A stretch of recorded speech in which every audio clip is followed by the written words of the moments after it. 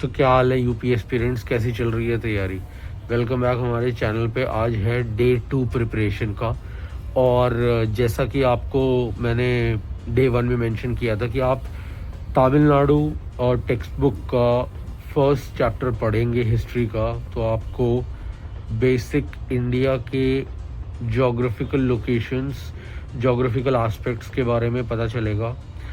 ऊपर Himalayan ranges से लेकर के Indus, Ganga, Brahmaputra, Yamuna, all sorts of rivers, उनके फ्लोइंग डायरेक्शंस, उनके उनके कवर होने वाले कंट्रीज़, उनकी उनका स्पेस, और सारा का सारा प्लेट्यू रीजन नॉर्थ वेस्ट तक पूरा का पूरा जो हिल्स का वो जा रहा है, रेंजेस का, वो सारी की सारी चीज़ें। देन नीचे आते हैं तो हमारा इंडो गैंगेटिक प्लेन का तुम्हें पता चलेगा, तुम्हें अरावली रीजन का पता चलेगा, तुम्हें विंध्या सतपुरा रेंजेस का पता चलेगा, तुम्हें नर्मदा तापी का पता चलेगा, तुम्हें डेक्कन प्लेट्यू का पता चलेगा, ईस्टर्न वेस्टर्न घाट्स का पता चलेगा, सदर्न पेनिनसुला का पता चलेगा, to the most bottom south of India तुम्हें मालाबार कोस्ट तक का पता चलेगा। ठीक है, तुम्हें कावेरी डेल्टा का पता चलेगा, गोदावरी, तुंगभद्रा, कृष्णा रिवर्स का पता चलेगा।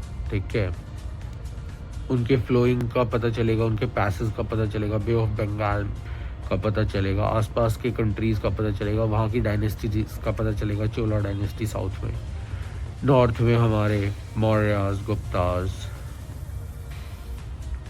संगाज। ठीक है, देयर आर मेनी।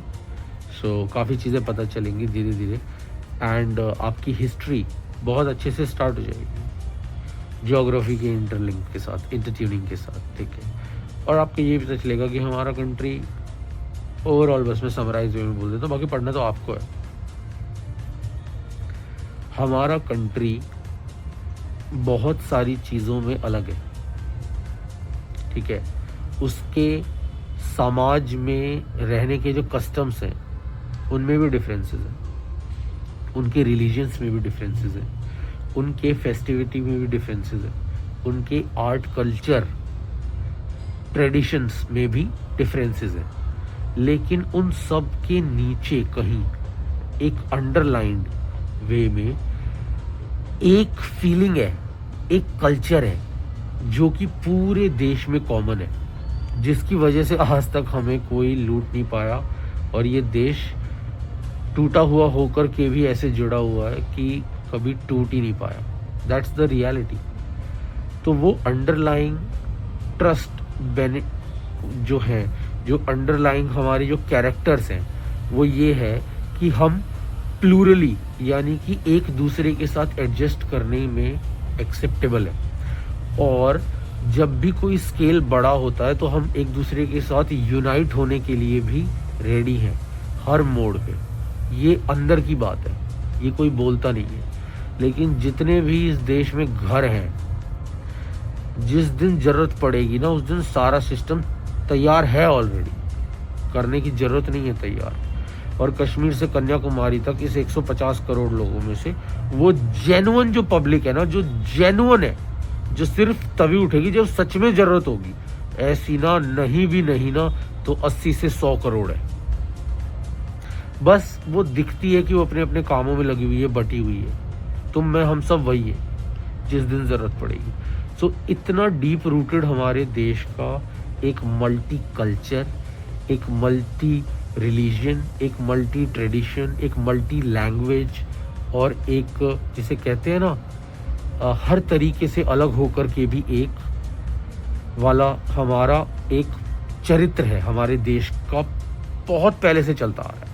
तो ये सारी चीज़ें चैप्टर 1 में पता चलेंगी। अब आपने चैप्टर 1 उसका पढ़ लिया है, बढ़िया सी हिस्ट्री हो गई है, तो मैं आपको अब बेस्ट टिप यही दूंगा कि आप अभी नेक्स्ट चैप्टर हिस्ट्री के पे ना जाएं।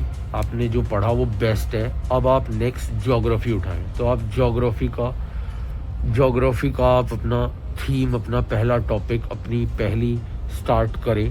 ठीक है, और मैं बताता हूँ आपको आगे आगे कि आप जर्नी में क्या कर सकते हैं। तो अभी के लिए डे 2 के इस मोमेंट के लिए, जब आपका हिस्ट्री का फर्स्ट चैप्टर का कंप्लीट हो गया है, सो उसकी रीडिंग, प्रॉपर डिटेलिंग नोट्स, सारी चीज़ें करने के बाद ज्योग्राफी को उठा लो ब्रो।